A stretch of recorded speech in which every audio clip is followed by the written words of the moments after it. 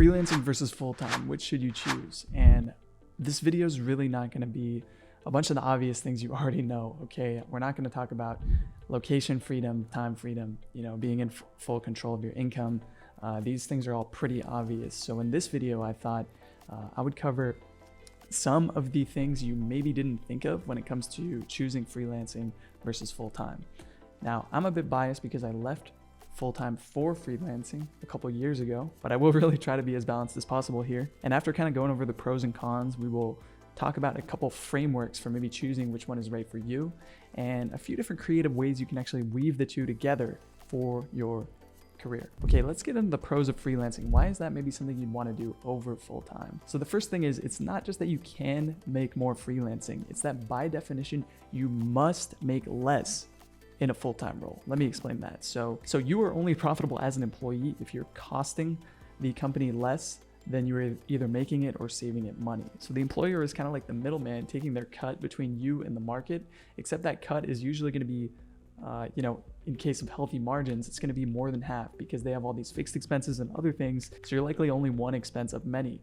However, if you're freelancing, margins can be up to 90% or above, meaning you have very little expenses. So you're able to capture all that value and it's going directly to you. So just a quick example, if you work for a development agency and the company gets a job for $5,000, then you're going to be lucky if you're getting a cut of that $5,000 at all. More likely you're going to be on a salary that's going to be considerably less than the value of all the deals that company creates. The next pro of freelancing, and this one is probably the biggest one in my mind, is you develop all these lateral skills like communication, sales, and marketing. And these are super valuable even if you want to apply for something like a full-time job, because that is, something you need to market yourself for, and you just create more opportunities for yourself in life when you understand these skills. So I don't think it's any secret that knowing these skills is extremely valuable.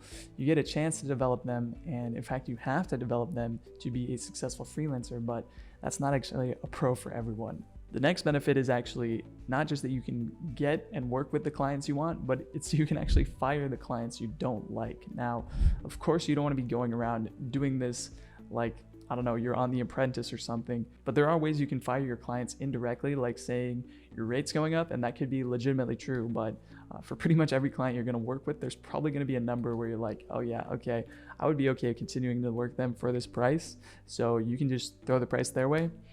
If they're not into it, then great, you don't have to work with them. And if they are, then you just doubled your rate or whatever you decide to do. So having control of the people you interact with on a daily basis, that's just never a choice you have as an employee.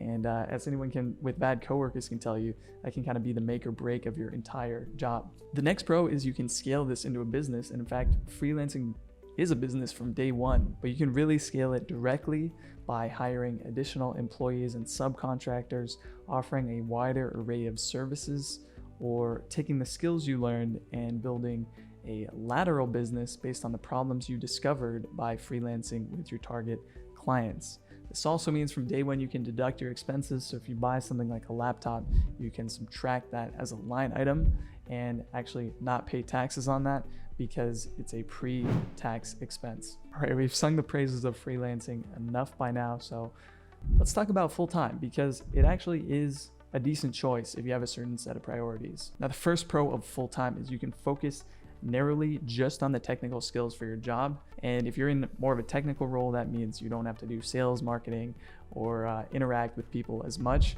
and you can just get that really narrow focus. Now, I think this one's pretty obvious, but let me frame it this way. Even if you're doing this narrow focus for a limited period of time and you're just going all in on the technical skills, that can allow you to acquire skills really fast, faster than you would otherwise.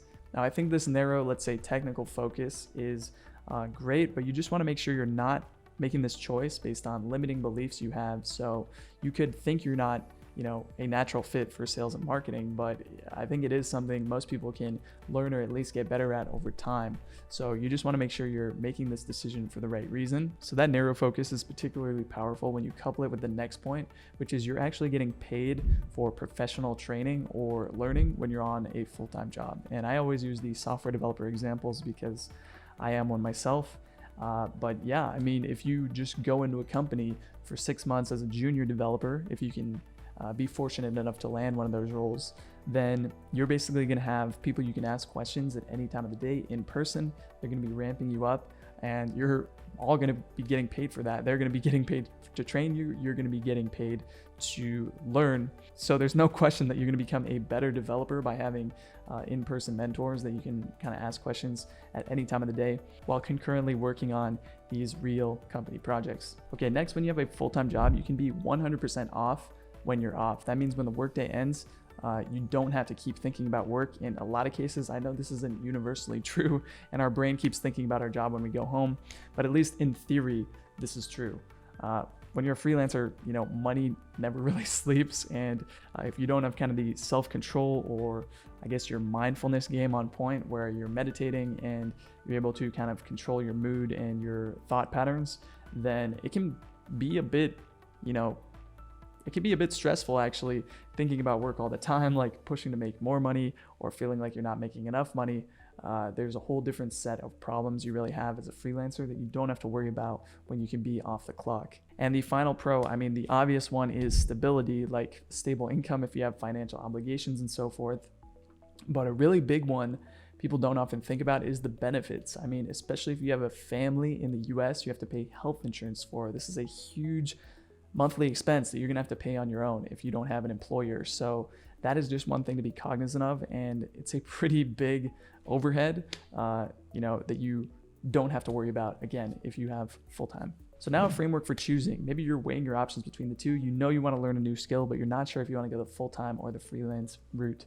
Now, and we'll just run through a set of questions, one of which of these might sound like your personal situation. So the first one is, would you like to be an entrepreneur or self-employed in the future? And if so, the answer is pretty clear that freelancing is going to help you acquire a lot of those skills. If it doesn't lead directly into you having a business, with that natural transition we talked about, scaling with additional people as soon as you have the bandwidth to do that. And even if you don't go on to freelance in your niche, those meta skills, the marketing, sales, customer service delivery, and kind of realizing that working directly with people isn't some magical thing. It's not as hard as you think. These things are all going to benefit you in your future self-employed career. The next question would be, are you deathly afraid of putting yourself out there, or you're really, really sure you don't like interacting with people, especially not with clients? Now, I'll say again here, if you got disillusioned with a terrible customer service job in the past, or you think you're too introverted to freelance, that's kind of a different thing than genuinely knowing you just want to focus on code. Now, I know people are going to say you still need communication skills to work on a team, and that's true, that's fine. But team communication skills are way different than the level you need to go to freelance, which is like sending follow-ups, communicating fast enough to delight customers, and convincing people to work with you in the first place. The next question is a more obvious one, but super important, is do you have financial obligations? Student loans, insurance, cost of living. What do those look like for you? And if it's a prohibitive level, you might want to look at starting to freelance on the side while you still have another job. Of course, it's going to take longer, but you can't really do anything about it. Or if you have the ability, you can do what I did, which is move to a lower cost of living country. Personally, I moved to Eastern Europe. There's plenty of places you can go. A lot of people go to Thailand. I don't think I could be so productive there. A lot of people go to South America, like Mexico, Colombia type places. I personally went to Eastern Europe because for me, that had the best trade-off between quality of life and cost initially. Now the income's not such a big concern for me, but I still do like it here, so I ended up staying. Now, the last question is, are you sure you want to do full-time, but not sure how to break into a full-time role, especially if you're doing something more technical where you can teach yourself, how do you actually get that first job? And this is what I was talking about earlier when I said kind of weave these things creatively together. And one actually way to do that and kind of cleverly weave these together is you can start freelancing, which sounds counterintuitive, but you can work on the simplest jobs you can find. There's simpler, more beginner ones than you probably think until you look. And once you do that, you can kind of build up a resume of real world projects, build up some references you can send to your employer, and you're effectively separating yourself from the crowd of people with legitimately no experience as someone who is actually a developer who's worked with real clients and probably created some value for businesses, which is what prospective employers want to see. And this is kind of the model we do teach in Freelance Developer Bootcamp. Again, I'm biased, and I'm sure if you're watching my channel, you already know about Freemote, but I will just not go too heavy on the advertising today, you can check it out, the link below, if you do want to become a freelance developer in a surprising amount of time, as many of our students have done.